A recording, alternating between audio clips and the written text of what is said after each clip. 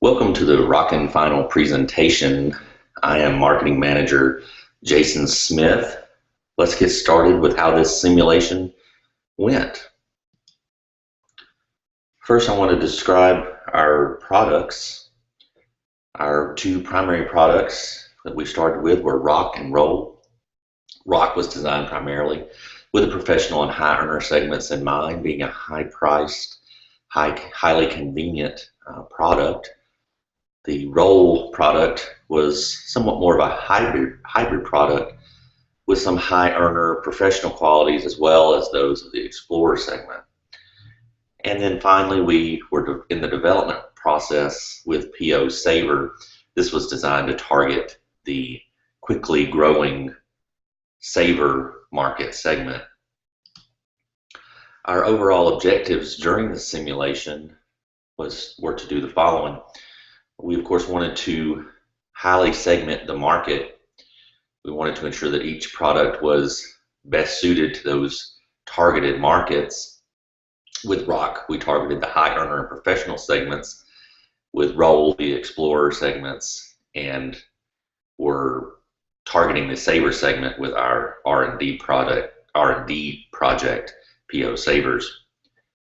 For promotion, we wanted to quickly overwhelm the market with a high level of advertising and to quickly get our products out in front with a high level of product awareness to allow for taking a high market share. And of course, we wanted to grow. Our overall growth target was approximately 15% per period. And as you'll see, this was primarily met. Our performance throughout the simulation overall showed our stock price moving from 1,000 to 1728. This is a 72.8% growth over the entire simulation. At the end, Rockin was in the third place in stock price index. For each product, Rock maintained a greater than 70% awareness in the professionals market, which of course was a target, and ended with a 34% market share in the professional segment, placing it in second in this segment. Roll maintained a greater than 70% awareness in the Explorers market and ended with a 9% market share in the Explorers segment, which placed it in third place within this segment. And PO Savers, our R&D project, unfortunately had to be shelved due to high cost of introduction and a lack of sufficient time to allow for promotion, awareness, and purchase. I want to quickly go through each period just to simply give an idea of decision-making process throughout this project.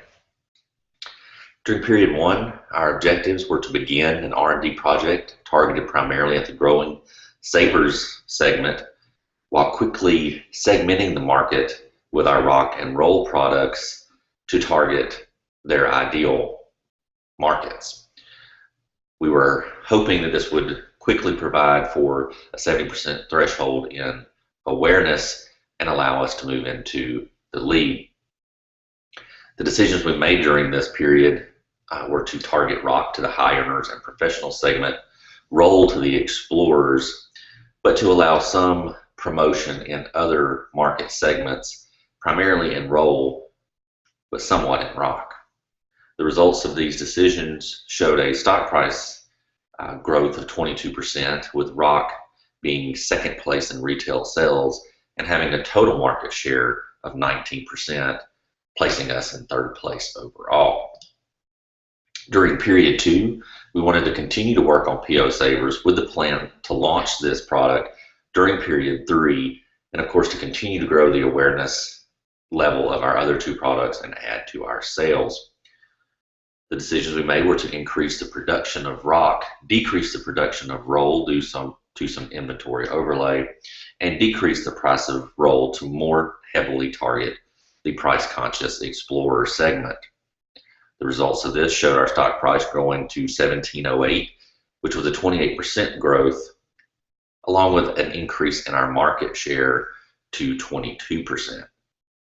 At this point, Rock was first in the volume of sales and our awareness reached the 70% or greater level in the three most highly targeted segments, which were the high earners, professionals, and explorer markets.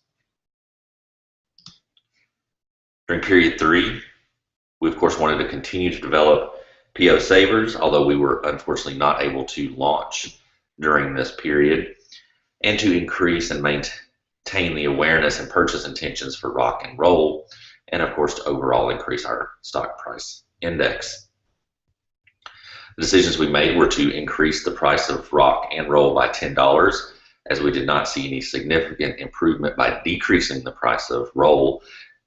We wanted to recapture that lost revenue, and we were behind in our price on Rock, and as we were targeting the high earners and professionals who are not so price conscious, we wanted to add to our bottom line with additional growth and attract these segments who are often attracted by higher prices with the thought that this provides higher quality. The results of this showed a stock price increase to $17.19. However, this was essentially no growth from our previous period, and our market share dropped to 17%. During period 4, we wanted to recover lost market share and return to a more robust growth in our stock price index. At this point, we felt that PO Savers was no longer going to be a viable project, as it simply did not have enough time to be placed into the market and to allow for consumer awareness. Therefore, we shelved this project at this time. Given budget losses from the prior period, we did not have significant budgetary resources to allow for tremendous increases within the advertising or sales force budgets, but we did increase these minimally. Results for this showed our stock price falling to $14.80 with a market share drop to 11%.